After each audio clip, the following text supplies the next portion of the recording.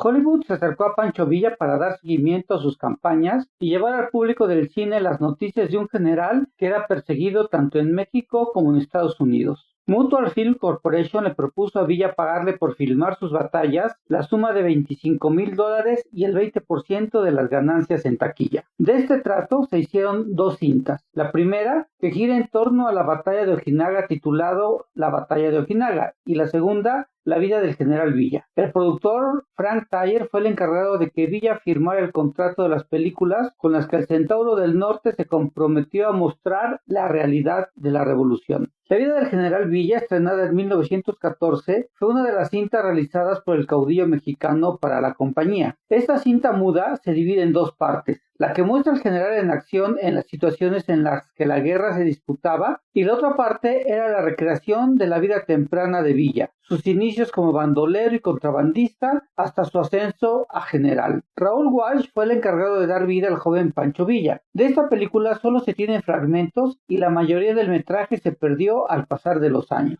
La película de 2003 y Pancho Villa como él mismo fue protagonizada por Antonio Banderas y es la historia de las películas de Pancho Villa, la película sobre las películas. Existen otras cintas sobre el mítico Centauro del Norte. De la época se pueden señalar Insurrección en México, de 1914, La venganza de Pancho Villa, de Félix y Edmundo Padilla, de 1930, La sombra de Pancho Villa, de 1932, dirigida por Miguel Contreras Torres, Vámonos con Pancho Villa, dirigida por Fernando Fuentes en 1935, y muchas más de fechas posteriores. Un grupo de los soldados del ejército de Villa, la División del Norte, formaron su escolta personal y se volvieron legendarios. Equipados cada uno con un Mauser 7 milímetros, una pistola Colt calibre 44 y un brioso corcel, además de su uniforme con sombrero Stetson 5X y una cazadora verde olivo que después cambiaron a color caqui, fueron conocidos como los Dorados.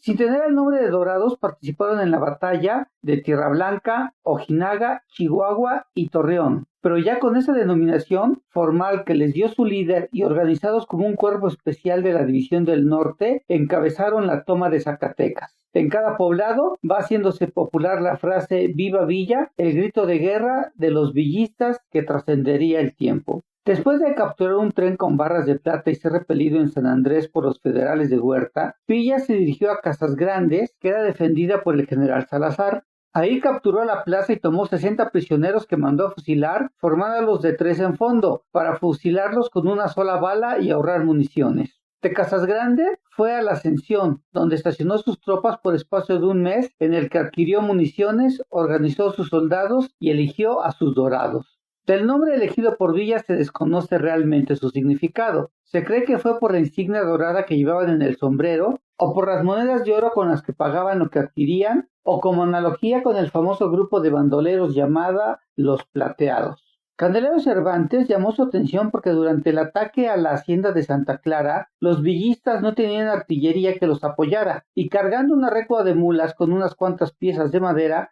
se acercó a las líneas enemigas y en voz alta fingió dar órdenes a sus soldados para disparar los cañones. Los federales, muertos de miedo, se rindieron.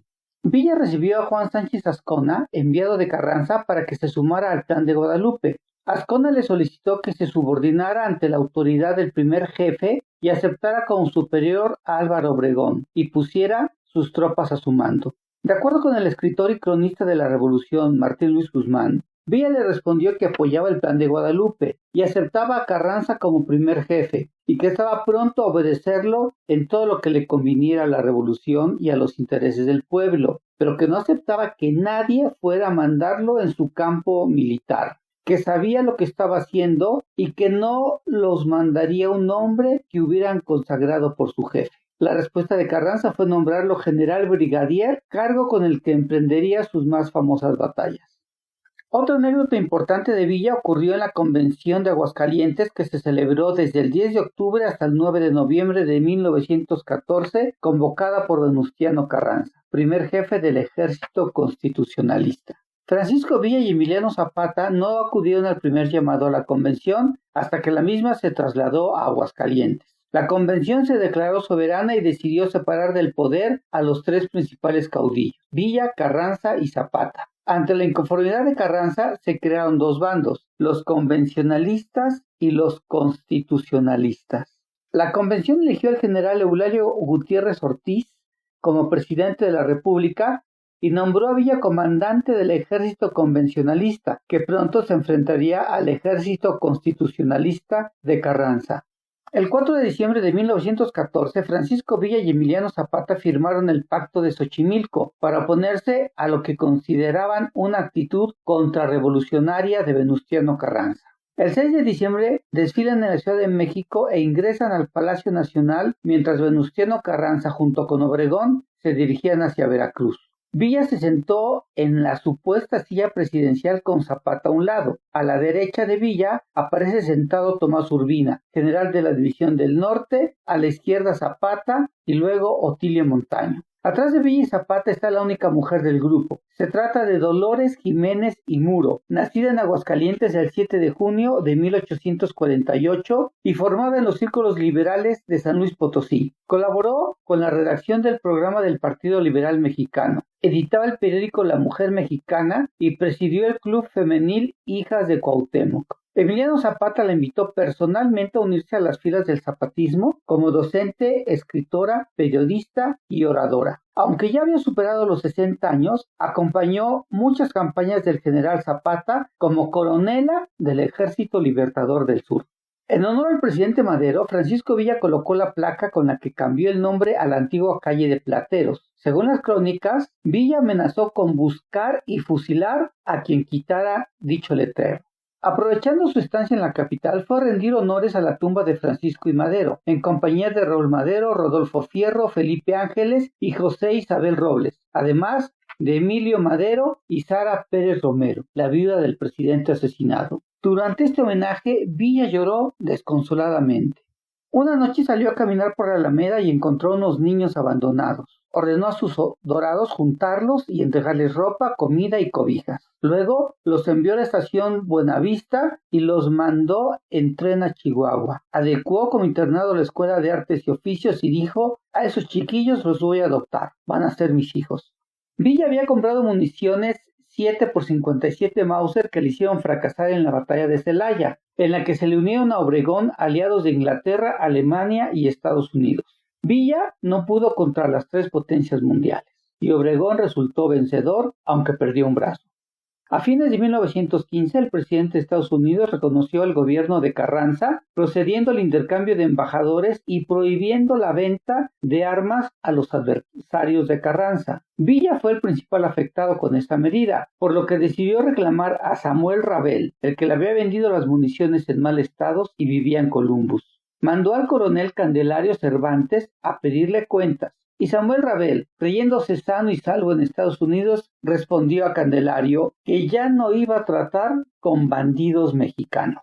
Villa mandó sus fuerzas a Columbus con el propósito de arrestar a Samuel Rabel y fusilarlo en México al amanecer del 9 de marzo de 1916. Villa y 589 efectivos de su ejército atacaron el pueblo de Columbus. Capturaron 80 caballos, 30 mulas y 300 fusiles e incendiaron un hotel desde donde los civiles les disparaban. Las llamas se extendieron por el centro dejándolo en cenizas y mataron a 37 militares estadounidenses y 20 civiles, entre ellos 2 mexicanos. La gente de Villa fue de casa en casa buscando a Rabel, pero no lo encontraron, porque el día anterior se había trasladado a El Paso, Texas, por un dolor de muelas. Encontraron a su hermano menor y lo dejaron ir, pero al hermano mayor se lo llevaron a Chihuahua y ahí fue fusilado. Esto ocasionó la llamada Expedición Punitiva, la campaña militar que el gobierno de los Estados Unidos llevó a cabo en México para capturar a Francisco Villa. El 14 de marzo de 1916 enviaron tropas encabezadas por el general Pershing, el único militar estadounidense que alcanzó en vida el rango de general de los ejércitos, y quien más adelante comandó las fuerzas estadounidenses en la Primera Guerra Mundial. Venustiano Carranza protestó contra la intromisión y en septiembre retiró su embajador en Washington. Se dieron combates entre las fuerzas villistas y estadounidenses, quienes sufrieron muchas bajas en San Isidro, Aguacaliente y Puerto de Varas. El incidente de Parral, en el que Lisa Griensen expulsó a los soldados norteamericanos apoyada por el pueblo, fue una derrota más para los estadounidenses.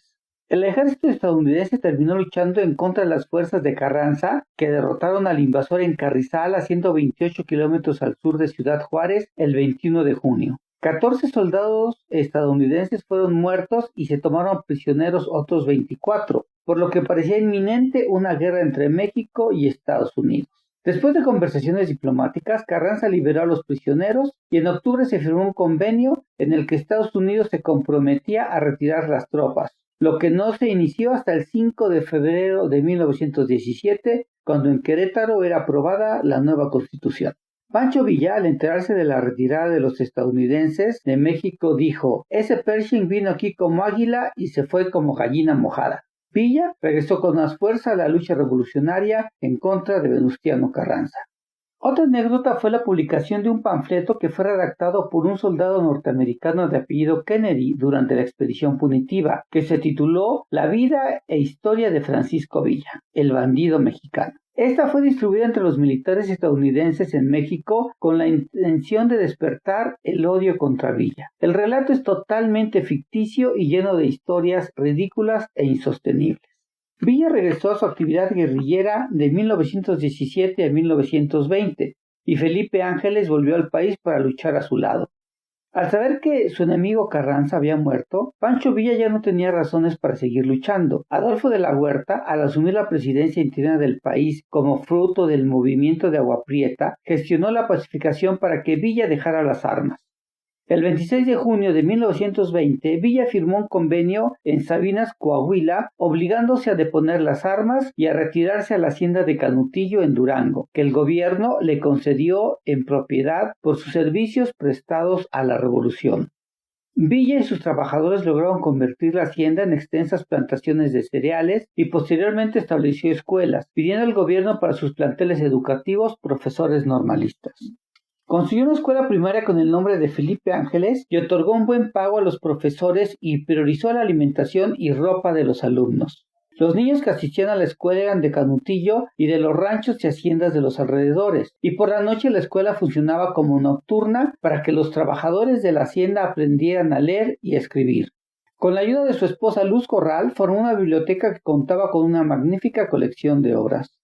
Villa fue asesinado en Parral, Chihuahua, el 20 de julio de 1923. Para los historiadores contemporáneos provillistas y para la opinión pública de aquel entonces, se trató de un crimen de Estado, en el que estuvieron involucrados el presidente Obregón, el secretario de Gobernación Plutarco Elías Calles y el principal militar del país, el general Joaquín Amaro, viejo enemigo de Villa.